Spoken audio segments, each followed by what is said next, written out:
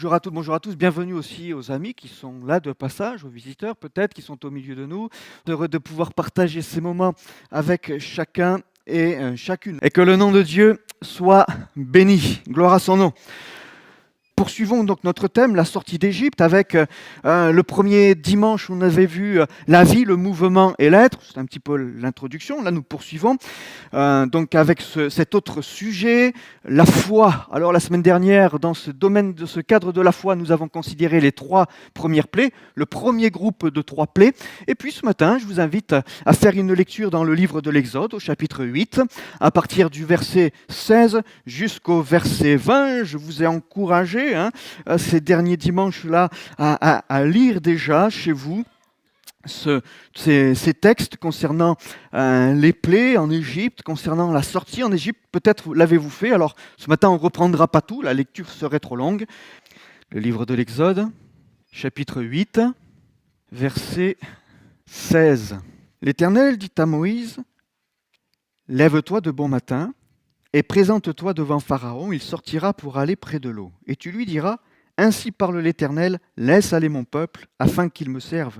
Si tu ne laisses pas aller mon peuple, je vais envoyer les mouches venimeuses contre toi, contre tes serviteurs, contre ton peuple et contre tes maisons. Les maisons des Égyptiens seront remplies de mouches et le sol en sera couvert. Mais en ce jour-là, je distinguerai le pays de Goshen, où habite mon peuple, et là, il n'y aura point de mouches, afin que tu saches que moi, l'Éternel, je suis au milieu de ce pays.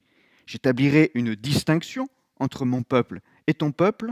Ce signe sera pour demain. L'Éternel fit ainsi. Il vint une quantité de mouches venimeuses dans la maison de Pharaon et de ses serviteurs, et tout le pays d'Égypte fut dévasté par les mouches. Amen. Que Dieu soit béni. C'est dur de dire que Dieu soit béni après peut-être cette lecture, mais quand même que Dieu soit béni. Petit rappel, bref rappel, parce que peut-être que le temps me manquerait, mais simplement rappeler que au travers de ces plaies d'Égypte, il y a 3 principes de la foi qui nous sont révélés. Pour ceux qui n'étaient pas là dimanche dernier, pas dimanche dernier, mais il y a 2 dimanches, vous pourrez retrouver sur la chaîne YouTube cette première partie de la foi, donc avec les 3 premières plaies. Et donc j'avais fait une petite introduction sur ces 3 principes de la foi. Simplement rappeler rapidement que 3 groupes de 3 plaies chacune. La dernière est particulière. 3 groupes de 3 plaies chacune. Donc le premier groupe, les 3 premières plaies sont là pour révéler l'existence de Dieu. Souvenez-vous, qui est l'Éternel ? Qui est l'Éternel ? Et donc Dieu va se révéler d'une manière particulière et au peuple hébreu, au peuple d'Israël, et aux Égyptiens, c'est-à-dire au monde. Il révèle donc son existence au travers des 3 premières plaies. Au travers du deuxième groupe que nous allons considérer aujourd'hui, je ne sais pas si on aura le temps de tout voir, mais ce n'est pas grave, il révèle quoi ? La providence de Dieu. Des plaies 4 à 6, l'Éternel se révèle comme le Dieu de la providence. Et puis, nous considérerons dans quelque temps le troisième groupe, donc, des plaies 7 à 9, où il nous est révélé la toute-puissance de Dieu. Mais pour nous, ce matin, donc, la providence. En ce jour-là, avons-nous lu, « Je distinguerai le pays de Goshen où habite mon peuple, et il n'y aura point de mouches, afin que tu saches, que moi, l'Éternel, je suis au milieu de ce pays. » Le Dieu providence, il est là. Lui, l'Éternel, est là pour montrer qu'il est le Dieu de toute la terre. C'est ça, entre autres, la providence divine. Je ne suis pas sûr que nous aurons le temps de tout considérer ce matin. Et je me disais ce matin, peut-être que nous poursuivrons mardi prochain.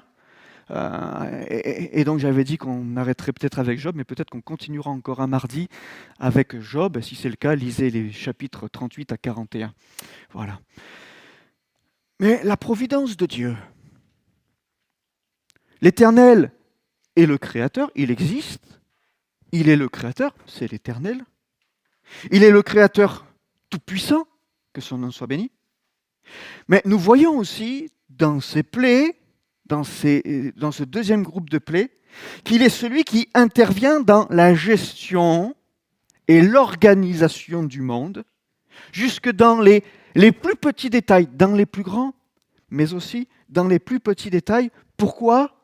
Pour que s'accomplisse sa volonté. La providence de Dieu est là pour que sa volonté s'accomplisse. Alors, Dieu gère, Dieu administre, et il se sert des lois que lui-même a créées et mis en place, des lois naturelles, des choses de ce monde, de la physique, etc. Il se sert de toutes ces lois pour gérer, administrer le monde et accomplir sa volonté. C'est ce qu'il va montrer là. Et d'ailleurs, la preuve de la providence divine dans ces 3 plaies-là, dans ce deuxième groupe de plaies, c'est que quoi ? Il nous a dit, avant on ne le voit pas. Dans les 3 premières plaies, ce n'est pas écrit, mais là c'est mentionné. Pourquoi ? C'est pour dire, c'est Dieu qui fait. Là, le peuple hébreu, les enfants d'Israël ne seront pas touchés. Il y a une distinction entre le peuple égyptien et le peuple hébreu. Ce n'était pas mentionné avant, ça ne veut pas dire que ça ne se faisait pas, mais là c'est mentionné pour dire, oui, c'est le Dieu de la providence. C'est lui qui gère, c'est lui qui administre les lois de la nature. Il est le créateur, mais il ne s'est pas contenté simplement. Je crée, poum, pif, paf, pouf, et puis maintenant, tout tourne tout seul. Mais nous savons que tout est entre les mains de Dieu, tout est entre les mains du Fils, qui gère et qui continue d'administrer ce monde, et qui est capable de modifier parfois le comportement de la nature et de certains êtres vivants pour accomplir sa volonté.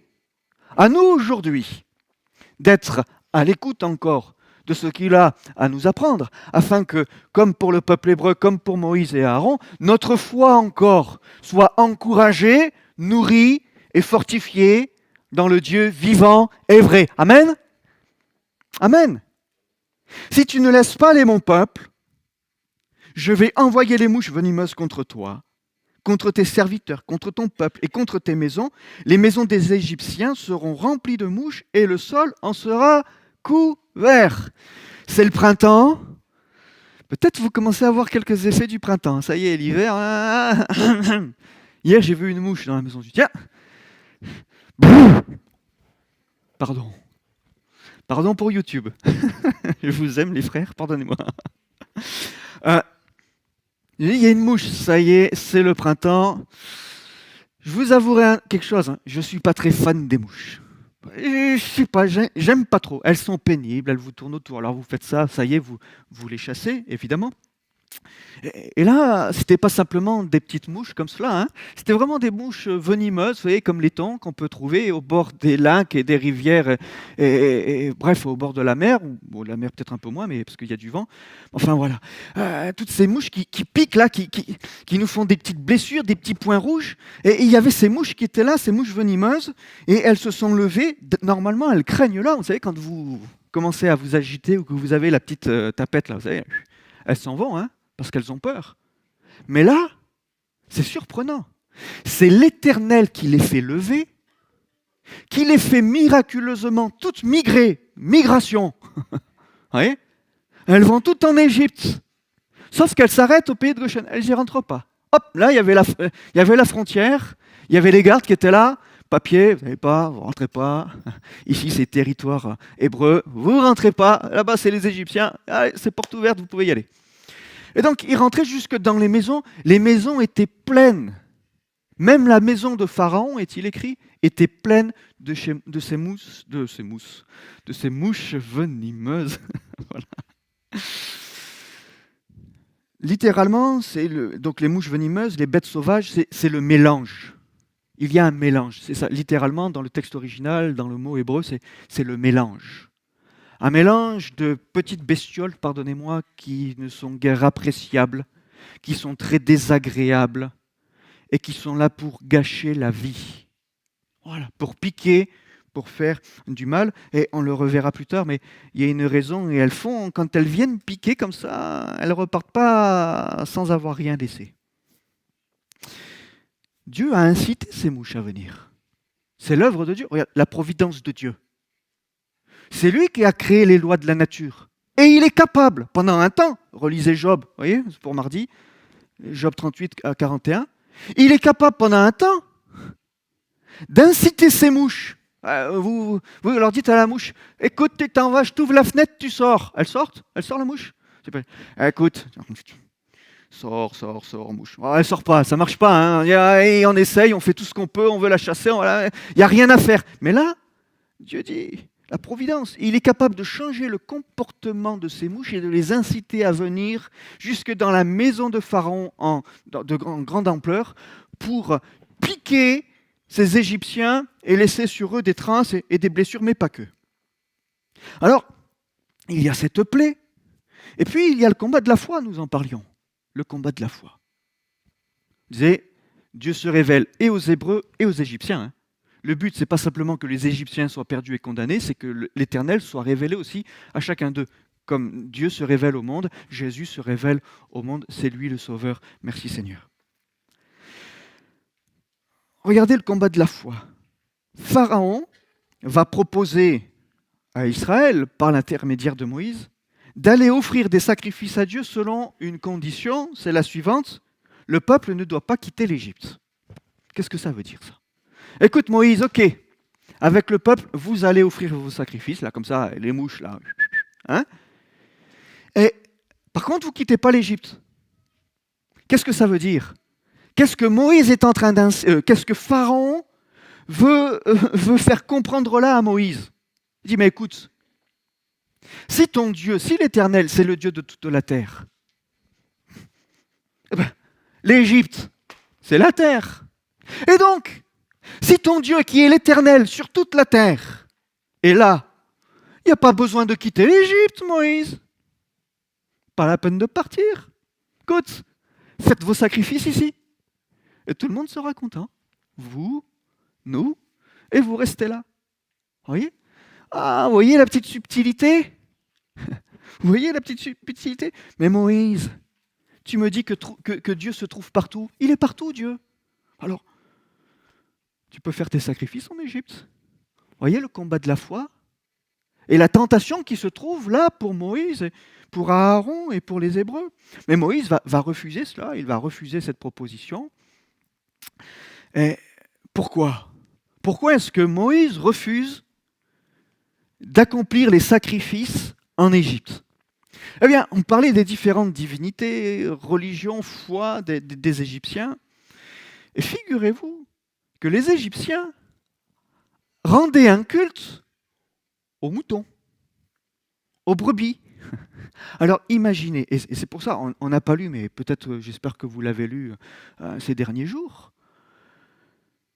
Imaginez-vous à la place des Égyptiens, vous rendez un culte aux moutons, vous vouez un culte aux moutons et aux brebis, et là vous voyez le peuple hébreu, le peuple esclave là, qui se rassemble, et voilà que les moutons, on les tue, on les sacrifie, on les fait brûler en l'honneur de... Oh là là là là là là, les Égyptiens seraient devenus fous, hein. Fous.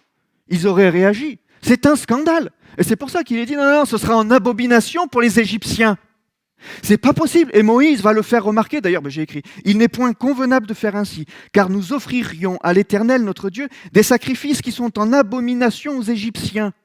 Et si nous offrons... Alors pourquoi? Parce que il leur voit un culte, donc ça serait pour eux une abomination. Donc il rajoute, et si nous offrons sous leurs yeux des sacrifices qui sont en abomination aux Égyptiens, ne nous lapideront-ils pas?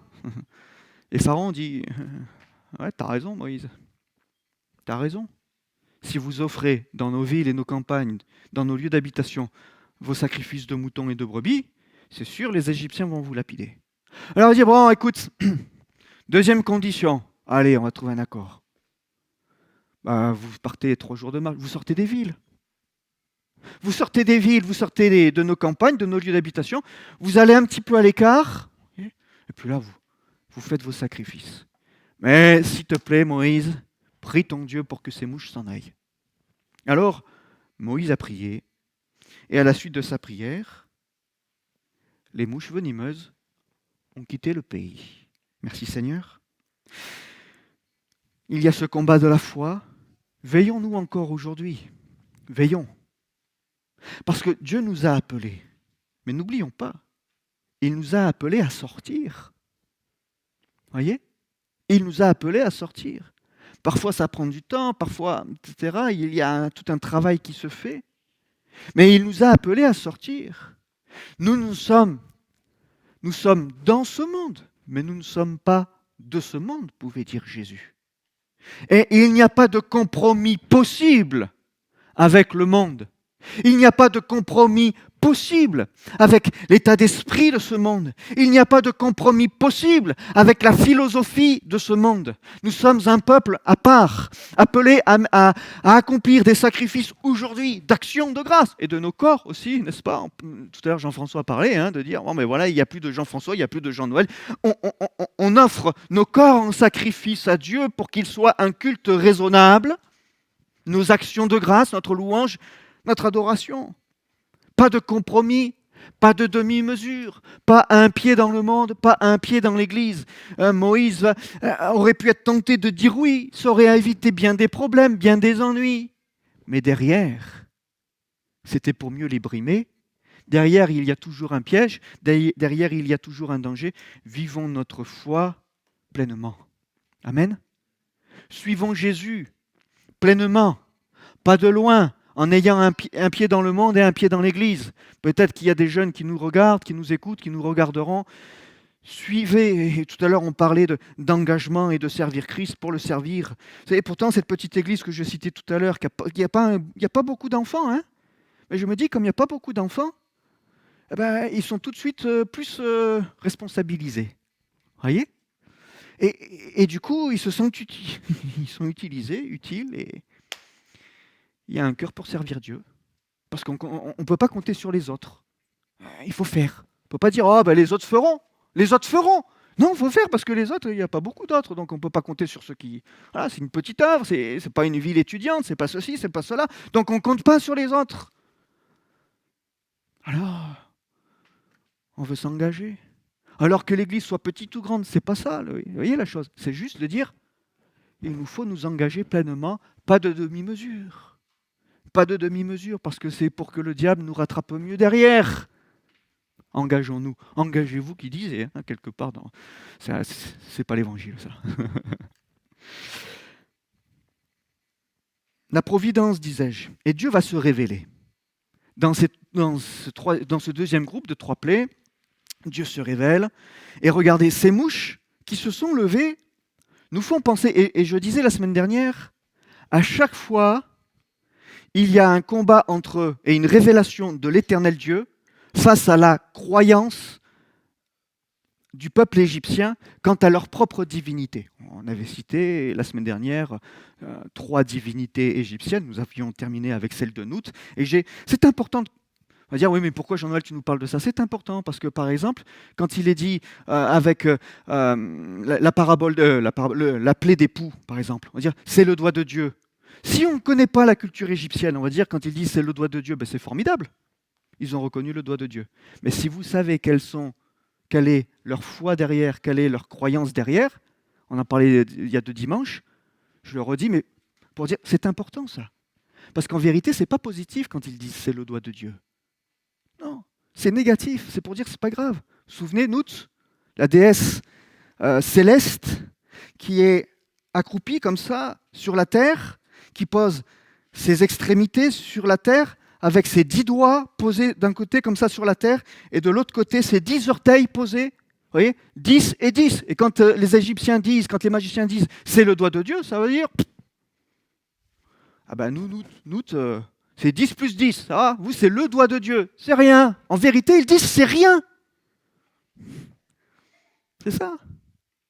C'est pour ça que c'est intéressant, vous voyez, de replacer le contexte et de comprendre un petit peu ce que pensaient, ce que croyaient les Égyptiens, pour que nous puissions être encore au bénéfice de l'enseignement que Dieu veut nous apporter aujourd'hui. Alors, ces mouches font penser à une autre divinité égyptienne. Elles se sont levées en grand nombre. Elles se sont levées. Ces mouches se sont levées. Cela nous fait penser à la divinité égyptienne Chou, qui avait cette fonction d'ouvrir le ciel. Chou, S-H-O-U. Chou, c'est celui qui se lève, c'est celui qui se soulève, sous-entendu le ciel. C'est ça, encyclopédie encore, voilà, vous trouvez ces choses. Cette divinité qui était maître de l'air, qui commande le vent, elle était censée transmettre la vie aux morts et donner la vie à celui qui est dans l'œuf. Vous voyez? Alors, c'était le maître de l'air, les mouches, qui commande le vent pour faire venir les mouches. Vous voyez? Et qui est censé donner la vie à celui qui est dans l'œuf. Et les mouches venimeuses, ces fameuses mouches-là, quand elles piquaient, je le disais tout à l'heure, elles ne repartaient pas sans laisser un petit quelque chose. Que laissaient-elles, les mouches? On n'aime pas les mouches. Des larves, des œufs. Pour qu'elles soient nourries. Ouais, je ne vais pas plus loin, hein? Vous avez compris? Pas beau, hein? Pas grave. Mais c'était ça. Les mouches venimeuses qui venaient là piquer tous les Égyptiens et Pharaon lui-même, les magiciens eux-mêmes, eux qui en plus se devaient de rester purs. On parlait la semaine dernière des poux, etc. Quand il y avait les poux, eux qui étaient se raser, etc., il y avait tout un protocole sanitaire déjà en ce temps-là. Et pour être pur, il leur fallait être voilà, bien rasé, bien propre. Et avec les poux, c'était pas terrible, quoi. Et du coup, pour rendre leur culte, c'était plus possible. C'était gênant. Mais là encore, c'est gênant. C'est gênant, parce qu'ils ne peuvent plus exercer leur service normal. Non. Et puis ça laisse ses petits œufs pour que derrière la vie soit donnée. Et Dieu, là, et donc se révèle par rapport à la divinité égyptienne Chou, pour dire, c'est moi l'Éternel, qui a créé les cieux et la terre. C'est moi le maître des cieux. C'est moi qui commande le vent. Jean, vous connaissez, hein? Le vent souffle où il veut. On ne sait ni d'où il vient, ni où il va. Mais nous en entendons le bruit, nous en voyons les effets. Mais c'est Dieu qui est le maître des vents. C'est lui qui a créé tous ces principes-là, ces lois de la nature. Alors il se révèle ainsi. Ces mouches déposaient les œufs pour permettre aux larves de se nourrir dans la plaie qu'ils avaient faite, pour que la vie soit donnée. C'était soi-disant leur divinité Chou qui donnait la vie à ces œufs, à ces larves. Et l'Éternel se révèle comme étant celui qui est le maître du ciel et de ce qu'il contient. Il est celui qui organise la vie sur terre, qui la donne et qui la reprend. Job, que le nom de l'Éternel soit béni. La providence de Dieu. La providence de Dieu. C'est lui qui est le maître des éléments sur cette terre. C'est lui qui est le maître du feu, on reverra ça plus tard, de l'air, de l'eau, avec l'eau changée en vin, etc., etc. C'est lui le maître. C'est lui le créateur. Alors, nous voyons là que les magiciens ne rivalisent plus avec Moïse, mais Dieu le dit, il y a une distinction entre le peuple hébreu et le peuple égyptien. Dieu a empêché les mouches venimeuses de pénétrer en Goshen. Elles n'ont fait aucun mal aux enfants d'Israël, que ceux-ci soient en Goshen ou sur le territoire égyptien. Vous voyez, ils n'ont rien eu. Ils n'ont rien eu. Dieu gère et il est capable de gérer les comportements, même des animaux, même de ces petites bêtes qui sont désagréables au possible. Dieu les dirige. La providence de Dieu. Et regardez, je notais, Dieu gouverne toute créature et tout événement, même jusqu'à la mort d'un passereau. Matthieu 10, disait Jésus, ne vantons pas 2 passereaux pour un sou, cependant il n'en tombe pas un à terre sans la volonté de votre Père. Voyez, c'est ça la providence de Dieu. Il n'en tombe pas un à terre sans la providence de votre Père, même pour la vie d'un passereau. Oui, Dieu est l'Éternel au sein de la terre. Je passerai plus rapidement sur les 2 prochaines plaies avec la plaie du bétail. Mais de toute façon, comme je disais, peut-être vous l'avez lu, mais sinon vous connaissez. Cette peste qui va toucher le bétail. L'Éternel distinguera entre les troupeaux d'Israël et les troupeaux des Égyptiens. Il ne périra rien de tout ce qui est aux enfants d'Israël. Vous voyez la providence de Dieu ? Les troupeaux, le bétail égyptien qui était dans les champs va périr là de la peste. Et les troupeaux des Hébreux qui étaient dans les champs aussi restent en vie. Dieu est au contrôle de toutes choses. Il dirige toutes choses. Et ce miracle s'est accompli. Il y avait là aussi, bien sûr, encore un combat de la foi. Pharaon a refusé de céder. Il n'a pas voulu abdiquer. Mais alors, quant à la révélation de la providence, qu'en est-il? Cette plaie était contagieuse. Et cette plaie, pour ces troupeaux qui étaient dans les champs, a été fatale. Tous ces troupeaux, ces animaux, ces chevaux, ces chameaux qui étaient là et qui étaient adorés par les Égyptiens sont morts. Mais il n'y avait pas que des chevaux, il n'y avait pas que des chameaux, il y avait aussi des taureaux. Parce que les Égyptiens vouaient un culte aussi aux taureaux. Et les magiciens et les prêtres égyptiens, quand ils trouvaient un nouveau taureau d'un an qui était plus beau que les autres, répondant à certaines caractéristiques particulières, ils l'emmenaient dans un champ au soleil levant, et là ils construisaient une étable, et ils prenaient soin de ce taureau, parce que pour eux c'était là donc le symbole et la représentation de leur divinité Apis. Voyez ? Divinité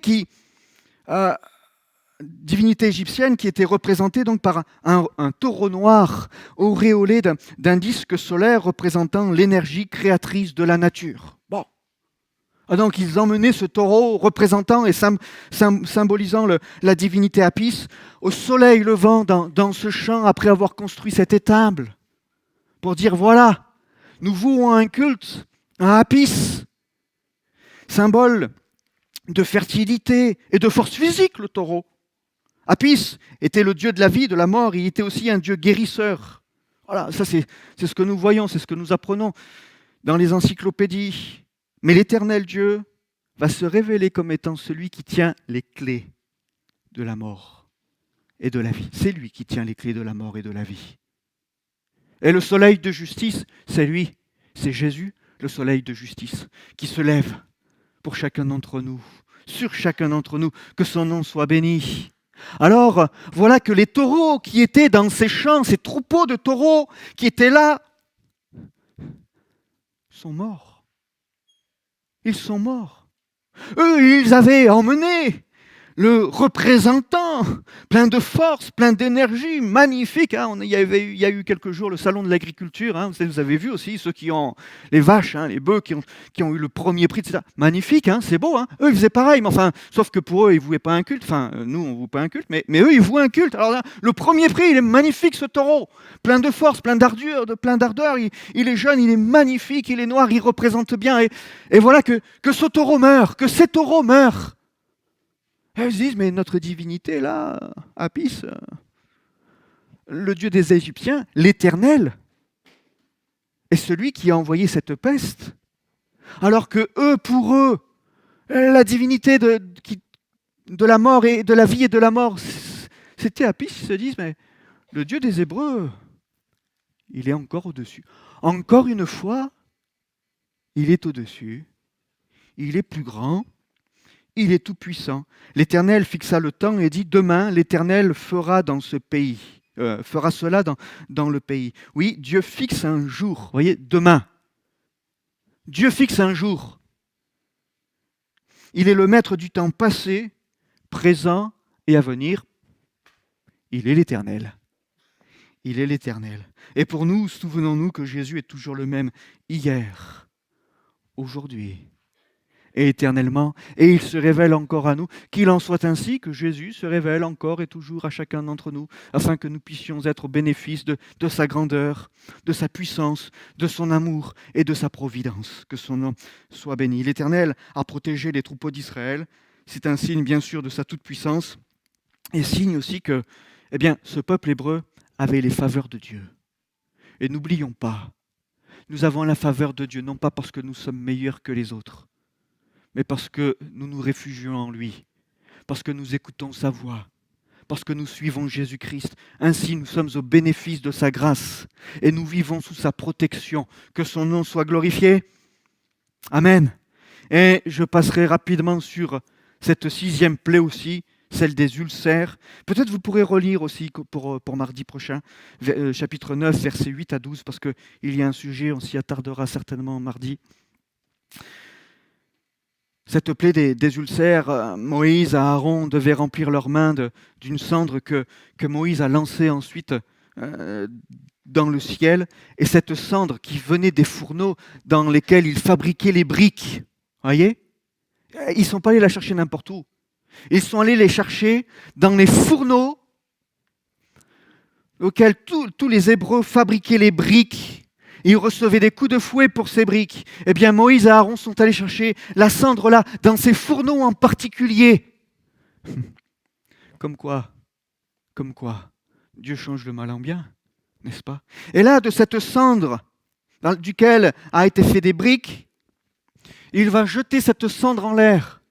Et regardez, une poignée, enfin quelques poignées de cendre jetées en l'air, et voilà que tout le pays a été recouvert de cette poussière. Elle deviendra une poussière qui couvrira tout le pays d'Égypte. Et elle produira dans tout le pays d'Égypte, sur les hommes et sur les animaux, des ulcères formés par une éruption de pustules. Ils prirent de la cendre de fournaise, et se présentèrent devant Pharaon. Moïse la jeta vers le ciel, et elle produisit sur les hommes et sur les animaux des ulcères formés par une éruption de pustules. Vous voyez? Impressionnant, miraculeux, évidemment. Mais oui, c'est le Dieu de la providence. Et de cette cendre-là, qui était inoffensive, voilà que jetée en l'air, cela prendra une ampleur qui n'était pas pensable, que ça se répand dans tout le pays d'Égypte, sauf en Goshen, évidemment, et que tous les hommes, et cette fois, notez, c'est la première fois que les hommes sont touchés par une plaie, enfin, aussi forte, parce qu'avant c'était les mouches et les poux, mais là, c'est au plus profond de leur être, vous voyez? Il y a déjà le bétail qui était mort, il y avait des grenouilles qui sont mortes. Mais là, les hommes vont être touchés de l'intérieur. Avant, c'était extérieur, maintenant, c'est intérieur. La santé de l'homme est touchée. La santé de l'homme est touchée. Dieu est celui qui est capable de changer le mal en bien, disions-nous.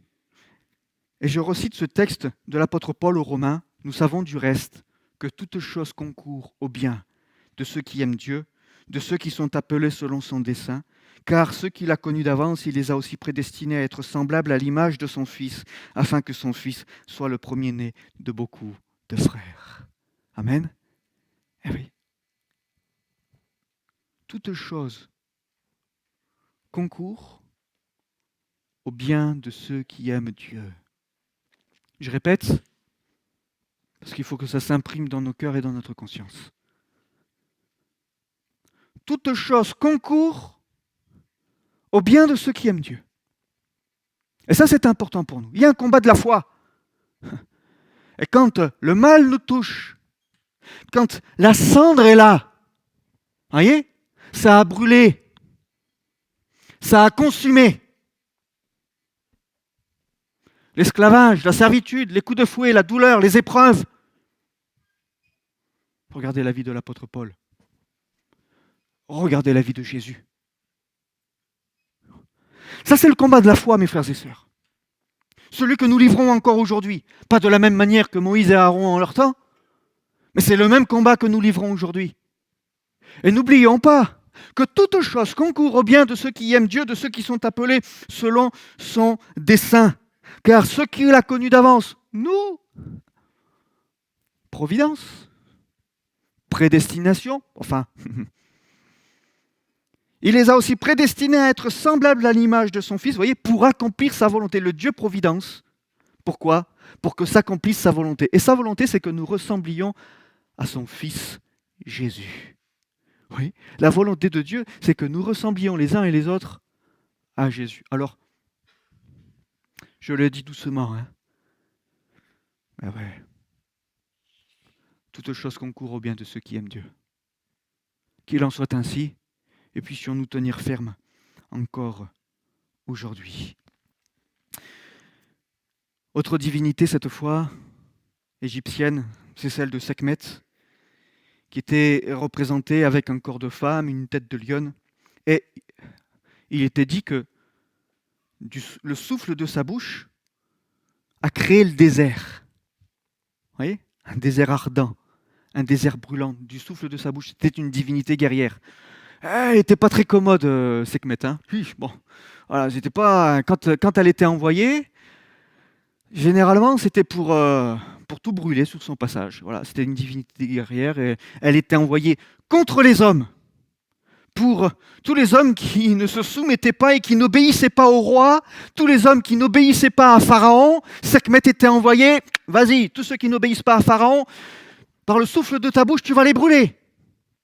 Tu as créé le désert, eh bien souffle maintenant sur les hommes, ça brûle en eux, consumé. Et voilà que Dieu, l'Éternel, dans cette 6e et dernière plaie pour aujourd'hui, Dieu fait que les hommes et le bétail sont touchés par des ulcères. Oui, ça brûle. Un ulcère, ça brûle. Hein. Vous avez déjà eu des brûlures d'estomac? C'est pas agréable. Hein. Alors, on prend du quoi? Du Smecta? Je sais pas. Non, j'y connais rien. Pardon, c'est pas ce fond? Non, non plus. Bon, je m'arrête. Je sais pas. C'est quoi qu'on prend pour les brûlures d'estomac? Du Mopral. Merci. Bon, vous voyez bien, heureusement que j'ai une infirmière à la maison parce que sinon, moi, je prends n'importe quoi. Et... voilà. Et donc, vous voyez, il y a des brûlures qui sont là. L'Éternel, Dieu, va révéler qu'il est celui qui va même brûler le corps du Pharaon. Vous voyez, normalement, Sekhmet, elle était là pour brûler les hommes qui luttaient contre Pharaon. Et là, l'Éternel, qui est l'Éternel? Ouais, bouge pas, va.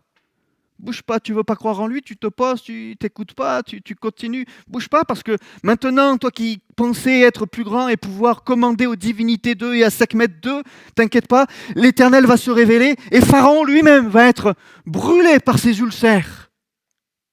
Et voir que finalement, l'Éternel, oui, le Dieu de Moïse, le Dieu d'Aaron, le Dieu des Hébreux, est bien plus grand que toutes leurs divinités rassemblées.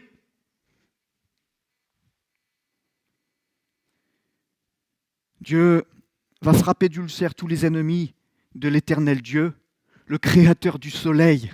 Vous voyez, parce que pour eux, Sekhmet, elle était au service du Dieu soleil. Vous voyez? Eh bien, Dieu est le créateur du soleil. Et il va intervenir en faveur de son peuple. Alors, je vais bientôt conclure. Nous voyons que, et ça on en parlera je pense mardi soir, on repartira de là et on arrivera dans Job, mais regardez la fin, les derniers versets de Exode, chapitre 9, versets 8 à 12, mais les derniers versets, bon, on voit que les magiciens égyptiens n'ont pas pu venir devant Moïse, ça n'allait pas, au niveau de la santé c'était pas terrible, ils sont pris par les ulcères, ils sont restés couchés. Mais Pharaon va s'obstiner, et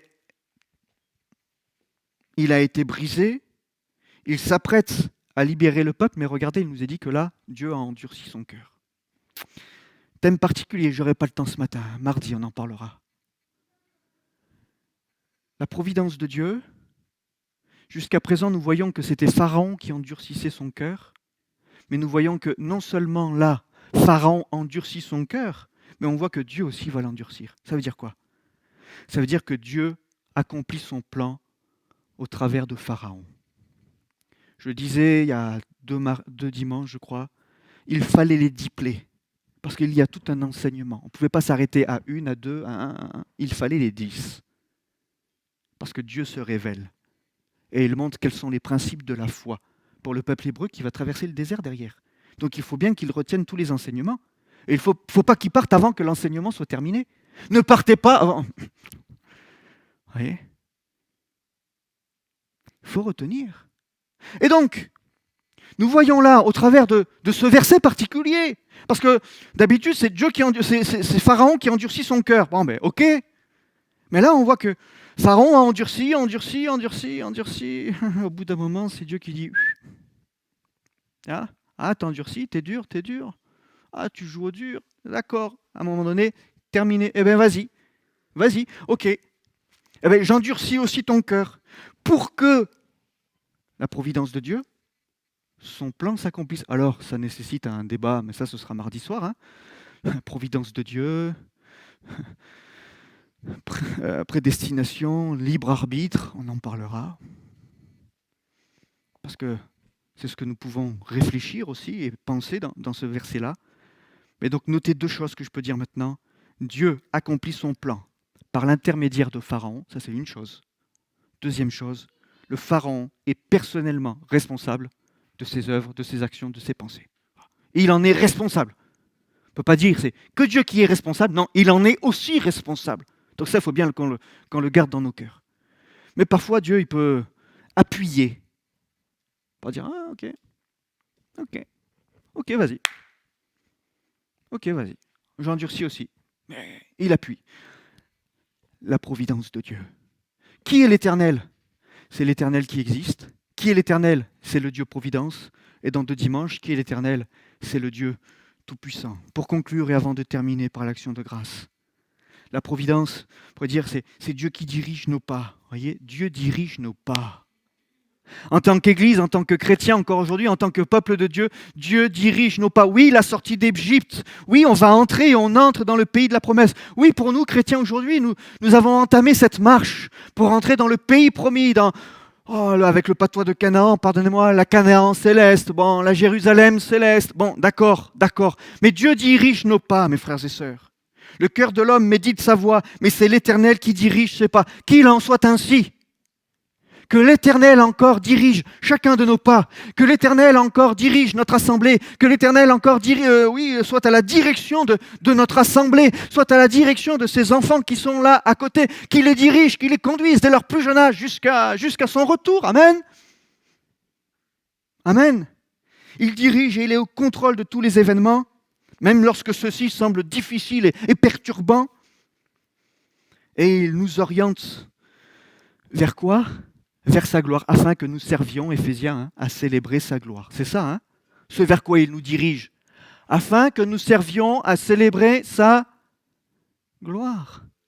C'est là l'un des rôles, pour ne pas dire le rôle de l'Église, du peuple de Dieu en général. Voilà, je ne veux pas célébrer la gloire de Dieu. Le Fils est le reflet de sa gloire et l'empreinte de sa personne, et il soutient toutes choses par sa parole puissante.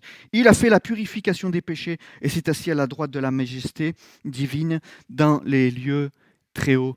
Il règne, il est tout-puissant.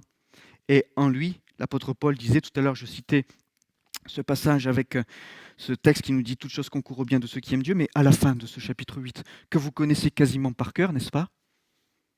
Eh bien, il est dit au verset 37, et ça c'est pour nous encourager encore aujourd'hui, dans toutes ces choses, nous sommes, vous êtes, pardonnez-moi quelques instants, sainte impolitesse, tu es plus que vainqueur par celui qui nous a aimés. Car j'ai l'assurance que ni la mort, ni la vie, ni les anges, ni les dominations, ni les quelconques divinités produits de la réflexion et de l'imagination déformée des hommes, ni les choses présentes, ni les choses à venir, ni les puissances, ni la hauteur, ni la profondeur, ni aucune autre créature ne pourra nous séparer de l'amour de Dieu manifesté en Jésus-Christ, notre Seigneur. Jésus nous aime plus que tout. Il dirige toutes choses. Il est le Dieu Providence. Et en lui, nous sommes plus que vainqueurs, afin que dans le combat de la foi que nous livrons encore aujourd'hui, contre un autre pharaon, un autre ennemi, dont là il était le représentant, eh bien nous soyons encore vainqueurs. Amen. Que Dieu soit béni. Voilà, ces temps arrivent à leur terme. Nous vous souhaitons à toutes et à tous un excellent dimanche.